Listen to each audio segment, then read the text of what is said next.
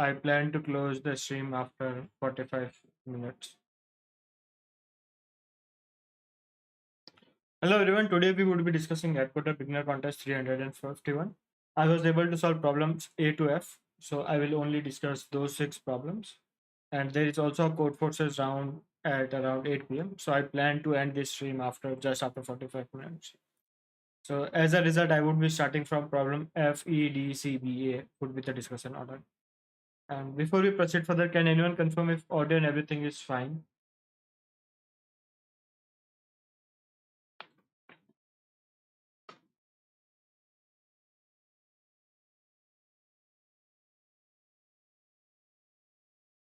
Thanks, Rishabh. So let's start from problem F. Problem F's name is double sum. You are given integer sequence a1 to n. Calculate the following expression. Like for I from 1 to n, for j equal to I plus 1 to n, max of aj minus ai, comma 0. And it also says the constraint is guaranteed that this sum is less than 2 to the power 63. So like the answer will always be in the integer over there. And like if we look at this sum carefully, what it's asking us over here is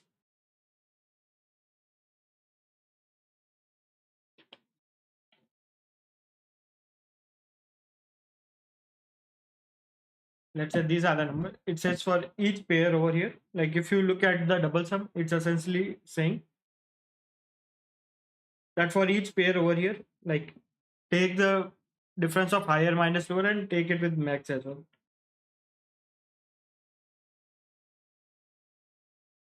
Okay, let me take just some example here.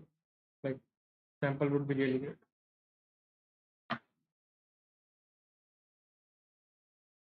Let's take 253 as a sample. Let's call it 2534. Like this is one of the samples we have. So if you look at those for loop, it's essentially like pick a pair of integers I and j such that one is greater than I is less than j is less than n and take max of aj minus ai comma 0. Or the other way to look at this would be like for each I less than j less than n and aj minus ai less than equal to aj, add value of aj minus ai to answer. Like can we write it like this? Like for all the pairs I where I is less than j and ai is less than equal to aj, we should add the difference of aj minus ai to our answer, because it's essentially like if the other condition is holds true, then like we would be adding this 0 to our answer, so it doesn't make sense. So for example, like we had 2 5 3 4, the possible differences are 5 minus 2, 3 minus 2, 4 minus 2, 3 minus 5, 4 minus 5, and 4 minus 3. Like this value would be 3, this value would be 1, this value would be 2, this value should be minus 2, this value would be minus 1, this value would be 1. And here we would be taking max with 0. So like we can essentially ignore that this pair exists. And similarly, we can also ignore that this pair exists. If we take sum of all of these values, that would be our required answer. And like that was the first part of this problem. So what we essentially need is for a1 to an, let's process in order of for j equal to 1 to n. Like we need count of numbers less than equal to aj in range 1 comma I, and we also need sum of numbers less than equal to aj in range 1 comma I. Like why do we need count? Like what we are doing is like we are essentially doing aj minus ai. So what we can directly do is like we can count the number of possible such pairs and multiply this count into aj, and minus we can subtract the sum of all the ais required over here, like this sum. Like if we can count the number of values which are in 1 to n and less than aj here, And if we also know the sum of values in the range of this, then like if we need this sum of values for over all the pairs for AJ, what we can do is like we can multiply how many times it appears, and for AI like we can directly add those sum. Like, does this makes any sense so far before we proceed further on this problem?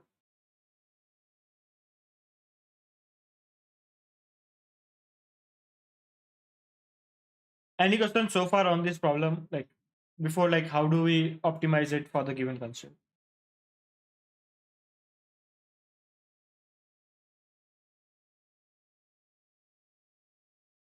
Like if we know the like, yes, makes sense, yeah. So the like next question, let's assume that all the numbers are in range like AI is less than equal to 1 is less than equal to 10 to the power 6. How will you guys do it? Like, although the constraint says 1e9, 1e8, but let's say we have these constraints, like any idea how we can do with these constraints? Like we can make one Fenwick tree of size 10 to the power 6.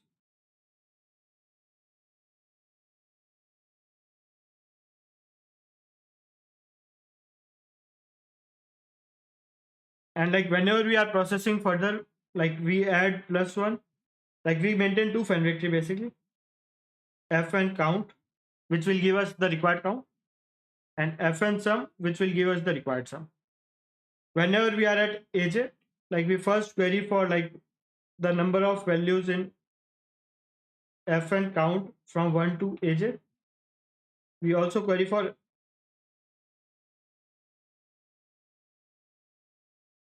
f and sum from 1 to AJ. Using this, we add like the required value in the sum. Then if f and count at AJ, we add +1. And in f and sum at AJ, we add plus AJ. And like we would be able to solve this problem, right? Like had the constraint be 1e6 instead of 1e8, like this would have solved the problem. Any questions on this one, like how we can use a Fenwick tree or segment tree to get it done?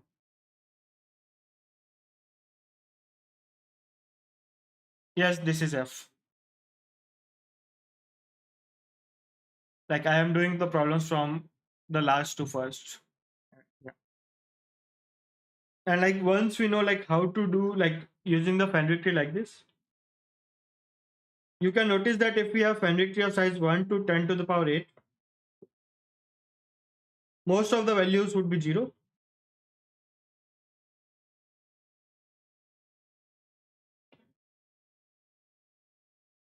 Except the values at x which is equal to some AI, right? So like only at max n values which are given in input can have non-zero values. Yes, so the next idea would be coordinate compression.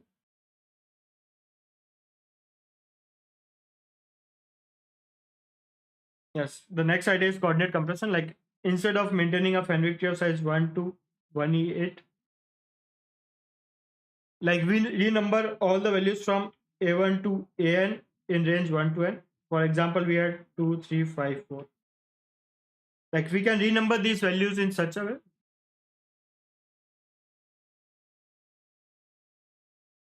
that the smallest value is 1, second smallest value is 2, third smallest value is 3, fourth smallest value is 4.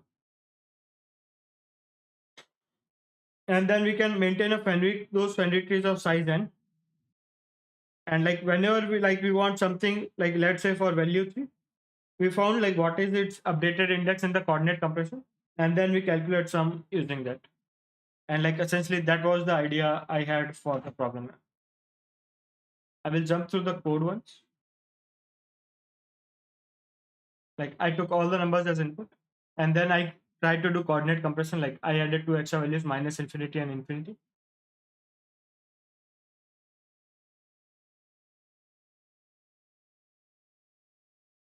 And then I maintained two Fenwick tree of size like one FW count and FW sum, which is our size of whatever the distinct values I have. One now I have an answer count. I first found like the compressed index using lower bound on this variable b, and then like answer plus equal to like the number of values which are less than current value into current value minus sum of all the values which are less than current value, and then at the index I have added like f and count I had added +1, and in fw sum I have added the value x, and at last I printed the answer, and like that was the solution I had.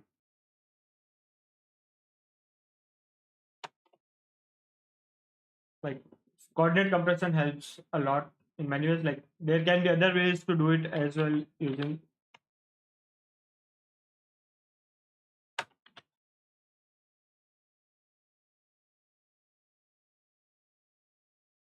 like there is a section on YouTube so guide by the way on coordinate compression. And like there are like probably other ways to do it as well. Like there is something known as dynamic or sparse segment tree.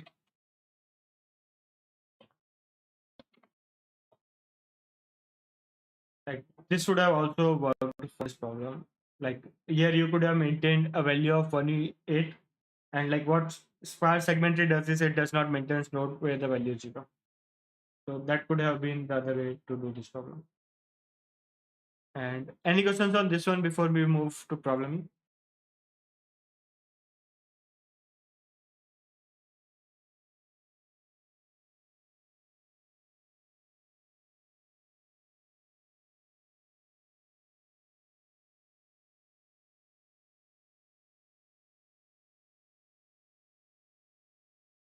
Okay, I will then move to problemming. Like basically, problem is says jump distance from on a coordinate plane. There are endpoints p1 to pn where pi point has coordinate xi, yi. Yes, problem D is some finding connected components and some modifications on it. Like I will move to that as well after problem. On a coordinate plane, there are endpoints p1 to pn where pi point has coordinate xi, yi. Distance a and b between 2 points is defined as a rabbit is initially at point A. A rabbit at point x comma y can jump to x plus 1 y plus 1 x plus 1 y minus 1 x minus 1 y plus 1 and x minus 1 y minus 1 in one jump. Distance AB is defined as minimum number of jumps required to get from point A to B. If it is impossible to get from point A to B after any number of sum, distance AB is defined as 0. And now we have to calculate this distance over all the possible pairs in the given input. So like this looks a bit tricky. Like we don't really know like however jumps are happening. The choices we have is in each jump either we do +1 to x or or -1 to x. Along with that, we do +1 to y or -1 to y. There are 4 possible choices here. So like let me first write down the jumps here. From x comma y, we can go to x plus 1 comma y plus 1. We can also go to x plus 1 comma y minus 1, or we can go to x minus 1 y plus 1, or we can go to x minus 1 comma y minus 1. Like these are the 4 possible choices we have. The first thing I will do is like let's maintain a new coordinate.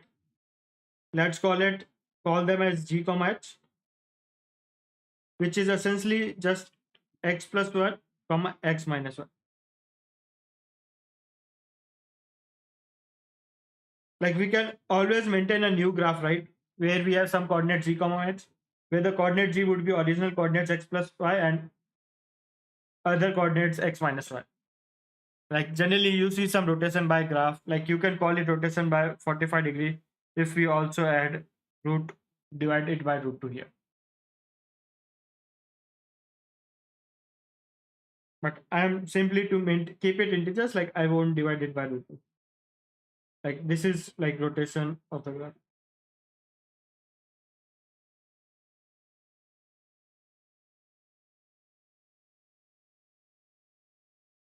Like let's see like what all does this does for with g comma h in the coordinate. Here the new coordinates becomes like g plus 2 comma h. In this case the new coordinates become g comma h plus 2. Here the new coordinates becomes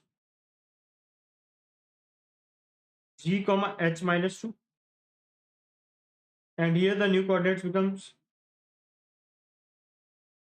oh wait 1 second,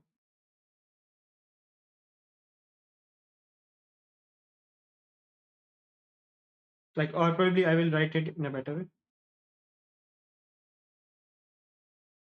Here, like first term is value x plus y plus 2, comma x minus y, it remains same. Here the values becomes x plus y, and the other values becomes x minus y plus 2. In the third one, like the new value, like it becomes x comma y, and like this becomes x minus y minus 2, and here the value becomes x plus y minus 2, comma x minus y. Like if you look at like each jump in the rotated plane,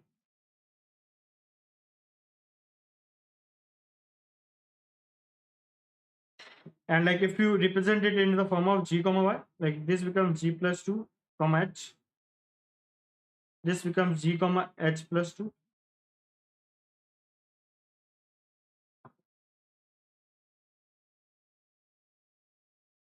this coordinate becomes g comma h minus 2, and this coordinate becomes g minus 2 comma h.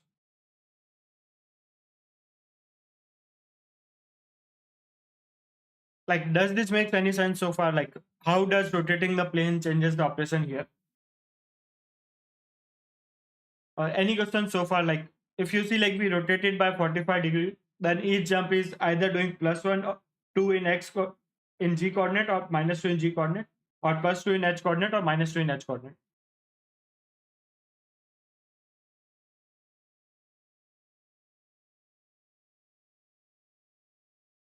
Like, any question so far? Like, before I proceed further in this problem.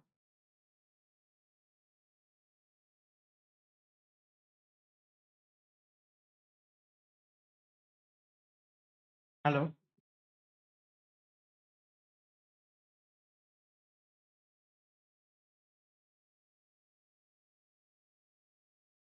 And like if you see further, like the jumps are always plus 2 minus 2 in x coordinate, like the new updated coordinate, and minus 2 minus 1 in the updated coordinate. So if any point is different, like either x coordinate is different or y coordinate is different, then like we won't be able to reach that point, right? So like, and like that was the main like, so now we can also find the impossible cases.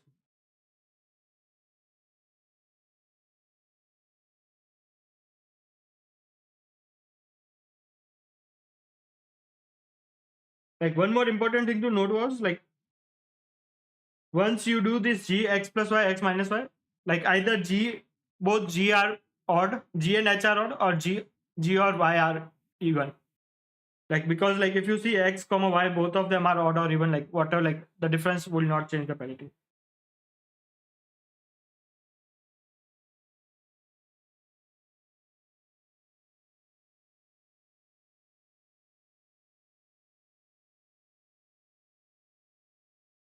Like you can try to verify it based on looking at among x comma y what is odd, what is even.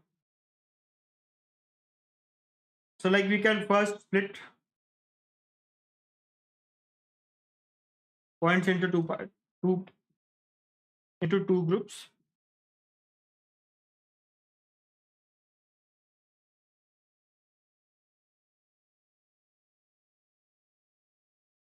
One's with g odd and one's with g even. And like we can separately solve for the Manhattan distance between the points. Like now if you look at the number of jumps is equivalent to like Manhattan distance by 2.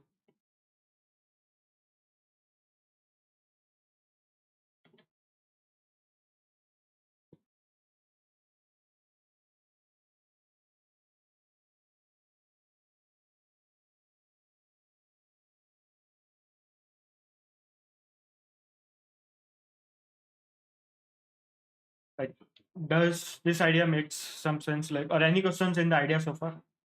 Like if we look at the rotated plane of x plus y comma x minus y, then like the number of, because in each jump either you do plus 2 in some coordinate in the first coordinate or minus 2 in the first coordinate, and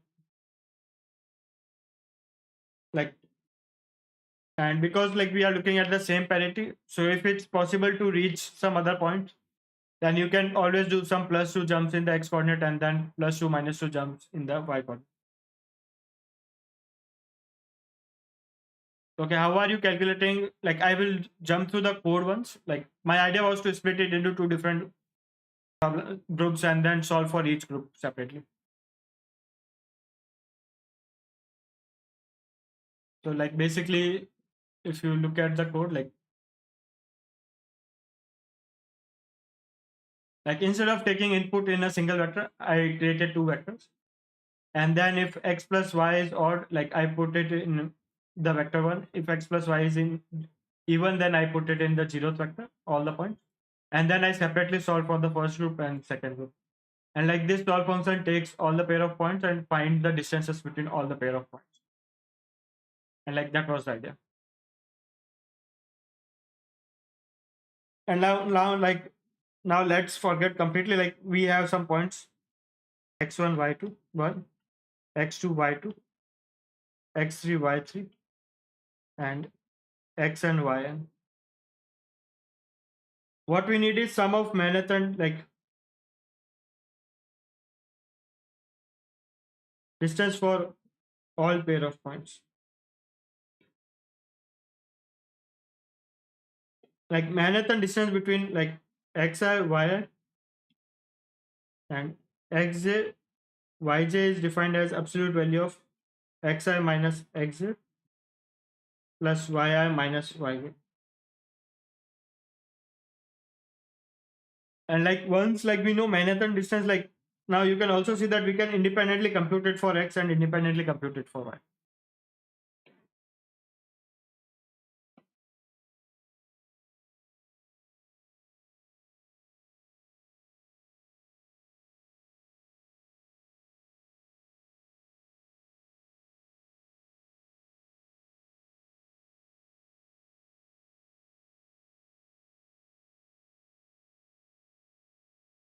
So like now the problem becomes like we have some coordinates x1, x2, x3 up to xn, and we should find the sum of absolute value of all the pair of points here. So what we can do is like we can first sort them.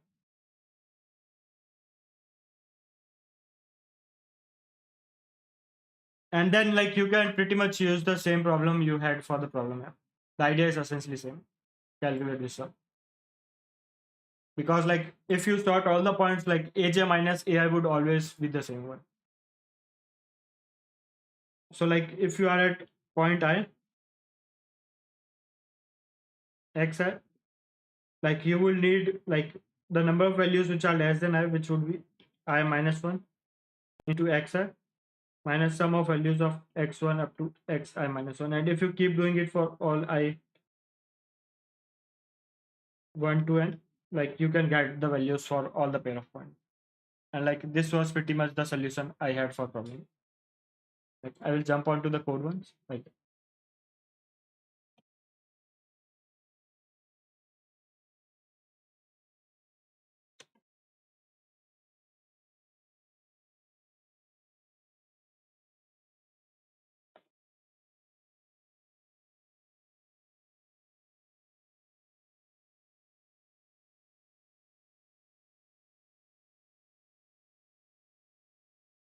these are the new coordinates. I have divided them into groups.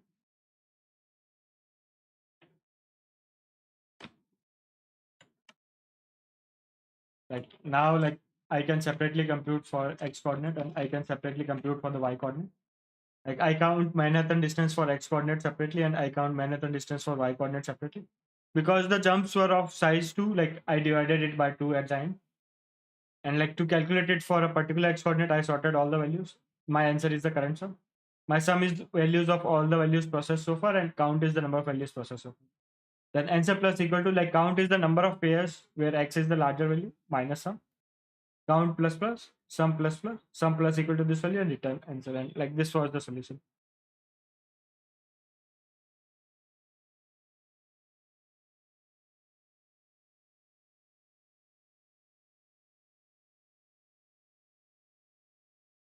Yes, we can use bit to calculate absolute value of xi minus x and absolute value of yi minus y separately. In problem F, we did it, but in problem because we definitely knew all the points beforehand, like we did not needed it over here, and like that was essentially the solution. And like, okay, square root decomposition, Dimitri said he used for problem, and like this was essentially my solution for problem E. Any questions on like problem E before we move to problem D?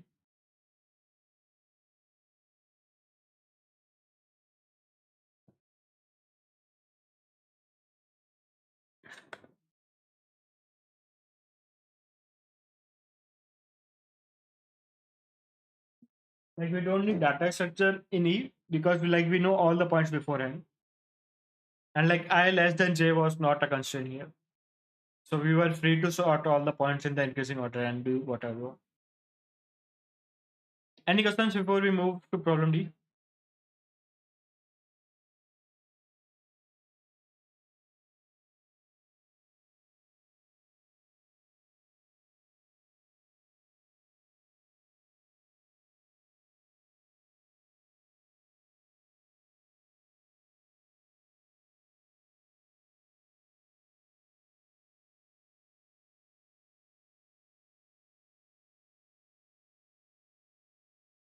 Okay, moving to problem D.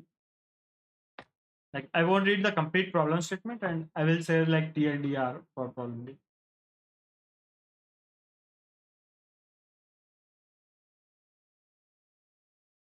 Problem D says we are given a grid,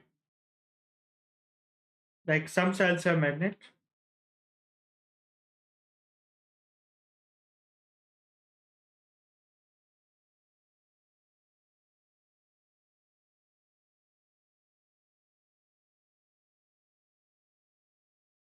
like we cannot enter into the cells that have magnets, for example these, and the cells we cannot move to any other cells if the nearby cell has a magnet, for example this cell.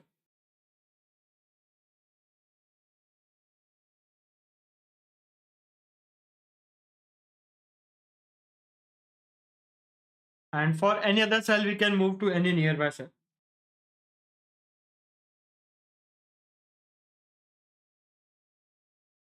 So now if you see, like let me use a different color.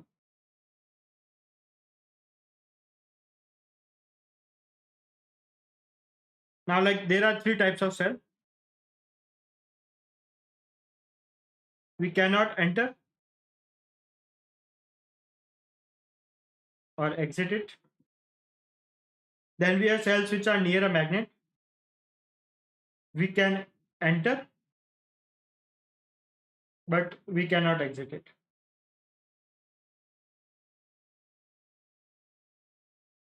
And then we have cells which are not near any of the magnet. We can freely enter and exit them. And what we have been asked is we have to find a point using which we can go to the maximum number of cells. Like it's not necessary that there should be one unique path which visits all the possible cells. So for example, like if you see, like if you start here, like you can only visit this cell. But if you start here, you can also go here. You can from here to here, you can go here. From here, you can directly go here. From here, you can also go here. From here, you can go here. You can also go here. You can also go here. So if you are standing at this cell, the number of possible cells you can visit is 1, 2, 3, 4, 5, 6, 7, 8. 8 possible cells. And we have been asked the count of maximum such numbers here. Like any questions on the problem statement, like before we try to jump on the solution for this problem?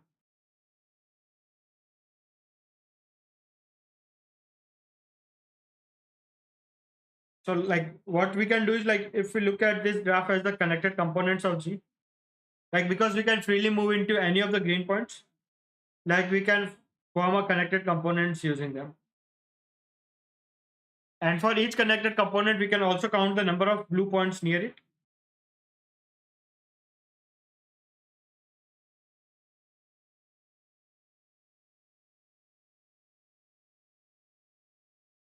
We can join green nodes using a disjoint set union or whatever we want.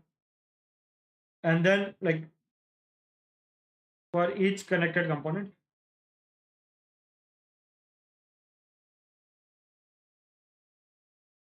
We can count number of blue cells nearby, and like the number of cells reachable from any point in such connected component is size of connected component plus number of blue cells nearby. And we can finally take sum of these values for all the points. Like DSU is one way to do it, like DFS, or and you can probably use some BFS or whatever you want. Like we just need like how many reachable points. And like once we know like this point, like next we can like probably use DFS, BSU. Like I decided to use DSU because like it was present directly. And like the important was like making distinction for each type of cells. So like I started by marking cells as type 0 if you cannot exit or enter it, type 1 if you can enter it but you cannot exit it, and type 2 if you can freely enter or exit it. So like initially I marked all the cells as type 2, then I iterated on all the loops, and whenever I found a coordinate which is marked as block, I marked that cell as type 0, like you cannot exit or enter it, and all the cells which are nearby, like I can look at like +1 -1 for all the 4 coordinates here, and I mark those cells as type 1, and like whatever remained type 2 here. So like this set, like this also like set type function took care like the point is without the boundary and etc. And now I maintained a DSU, like you can also use BFS or anything, and I created edges between all the cells which are of type 2 and which are near each other. So for example, if I go to a bit right for each cell of, if the cell is of not type 2, ignore it. Otherwise, if the cell on the right side is type 2, join both the cells. If the cell at bottom is also of type 2, join both the cells. And now like the DSU also has the function numerous groups, which can give us all the connected components which we have joined using the merge functions here. So now I iterated on all the possible groups. Like my answer is the final value which I would be printing. If the current group contains type 2 cell, ignore it. If the current group cell contains type 1 cell, so like we know that there is at least one type 1 cell. So the answer must be at least 1. So max answer equal to 1. Otherwise, like I now maintain a set of all the values of type 1 which are nearby it and reachable from here. Iterate on all the possible cells in the current group and all the cells nearby it. And if the nearby cell, like this dir is all checking all the 4 cells, if the nearby cell is type 1, enter it into the set we had. And at last take answer with current value of ends, current value of size of connected component, and the number of cells type 1 nearby it, and at last print whatever max you have got. And like this was my solution for the problem B. Any questions on like this problem before you move further?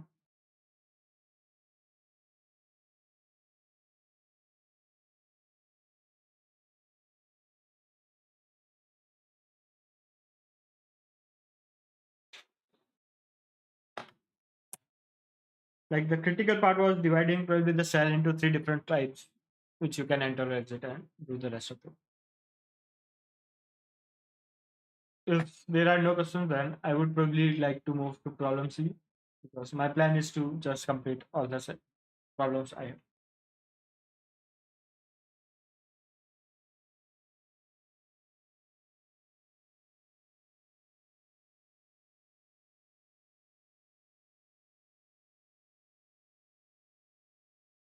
Okay. Okay, moving to problem C then. Merge the ball. You are given empty sequence of n ball. The size of ith ball is 2 to the power ai. You can perform n operations. In the ith operation, you add ith ball to the right end of the sequence and repeat the following step.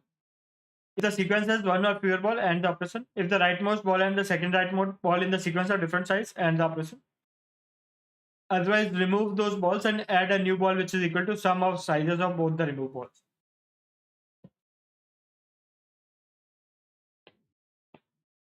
So like let's say like the process is like we have like this empty bag. At first we add some ball.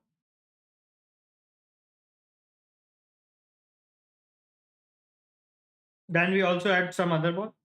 Then we also add, let's say, a different ball.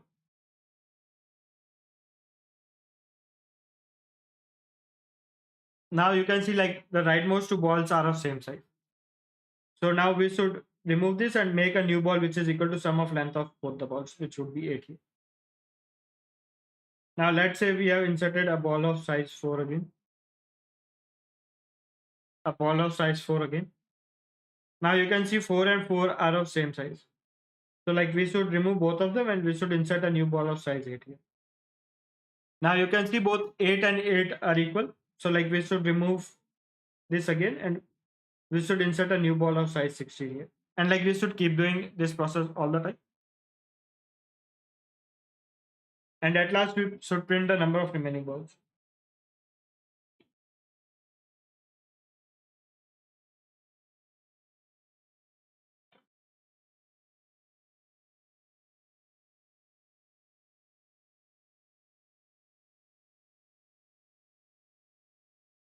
The only problem here is like the AI is up to 10 to the power 9 and 2 to the power 10 to 9 is not possible. Like we can store it here.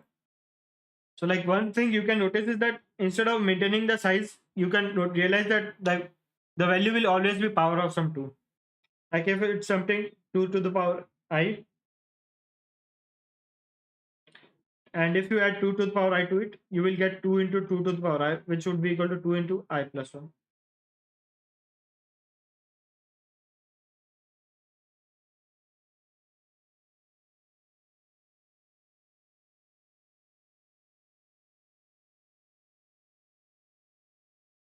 So like instead of maintaining this as powers of 2, like we can directly maintain what power we need.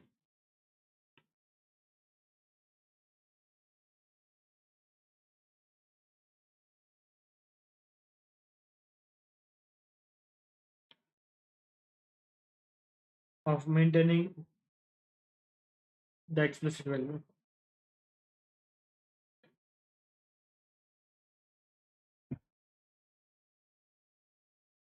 And like whenever like last two values will be equal,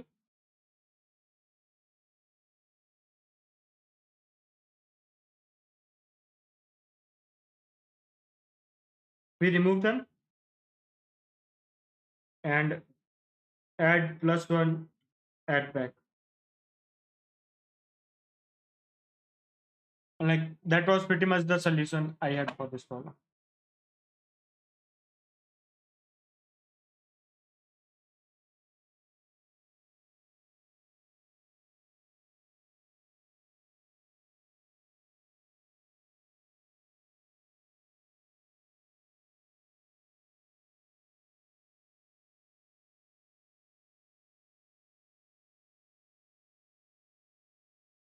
Like, there is some latency lag between the text, but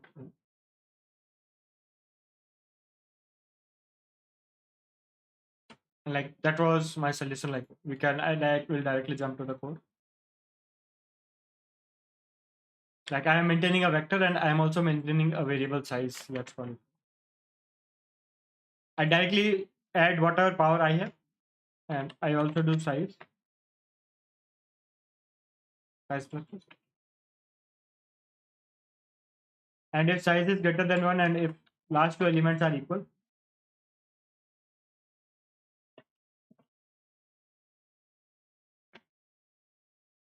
I look at like the last value, I remove it from the last value. Let's say we have removed both the values. And b dot push that b plus 1.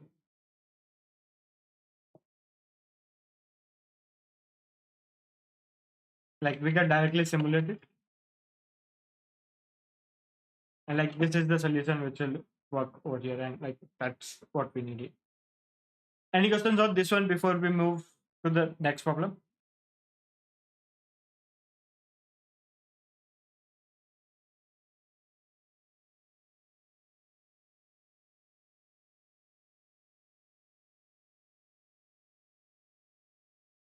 Like there can be other ways to maintain it. Like you can probably maintain stack and look at the last two values, like whatever you want to view something. You can also maintain an array and move the size pointer to the parent. or we can in fact just maintain this size as well. And like that was the solution I had for problem C.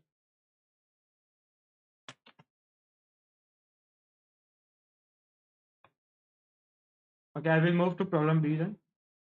Problem B says we are given two grids where like which have length and some characters written on it. And like there is only one cell where like the cell written on both of them is different. So for example, if you look at the sample here, like A, B, C, this is the first string, and B, C, D, this is the second string. And like this 2 comma 1 is the only cell where both the values are different. Or like you can verify everything else is same. And it asks us to print that cell for us. So what we can do is like we can take input of both the grids of size n at first, and then we can run two for loops I and j from length 1 to n. And whenever the value is different, we can print that coordinate and we would be good.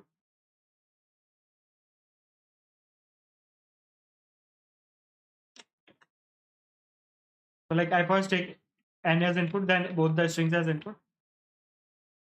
And like it's zero based coordinates, so I from 1 to n, j from 1 to n. If aij is not equal to bij, like we can print the coordinate because we need one base coordinates, like we can add plus 1 to over here. And like that was essentially the solution for the problem. Like this will ensure that it's printed only once because it says like there is only one pair where both the values would be different. So like we don't have to separately maintain like two variables. Like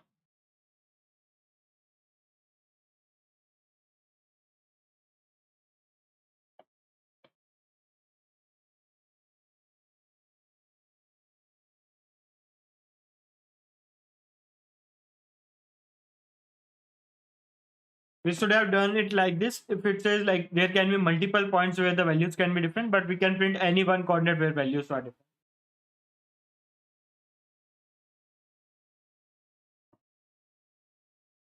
I will also jump to problem one then. The TLDR of problem one was like there are 9 matches between two different teams. We know the score of all the points of the first team, and we also know like the points of second team of the first 8 matches. And we have to find like what is the minimum number of points required by the second team in the last round, so that the sum of score of point B is the team B is more than team A. So what we can do is like we can calculate the sum of scores of point A. We can also calculate sum of scores of point B, and we can check their difference and add plus 1 to it.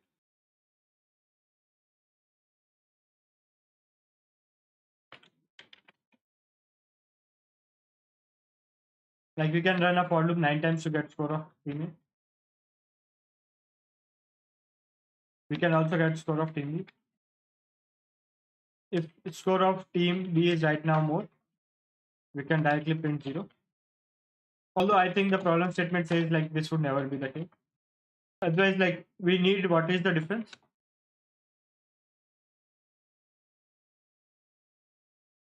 And like team D must score D plus 1. Okay. And like this was essentially the solution for the problem. Yeah. And with that, I think I am done with all the problems for today. Any questions on any of the problem before we like there are many ways to do it, like merge sort algo and like coordinate compression, like you can do a lot of things. Just that coordinate compression was something I found it easier to implement for the problem. And I think we are just in time. Like the code process round starts in around 5-10 minutes. And I am planning to participate in that as well. And probably if I solve non-trivial number of problems, I might announce the stream for it. Otherwise, I will just go to sleep. Any other questions or anything to any other problem before I end the stream today? Yes, the contest was educational. Like someone was asking where can they find the editorial of problem G? Like hopefully it will appear here, but right now there is no editorial yet. Like there are none of the tutorials here. Like I also want to know like how to solve the problems.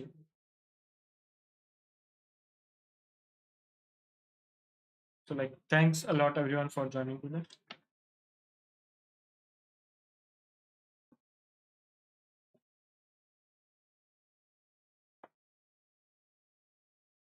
and I think I will end my stream now.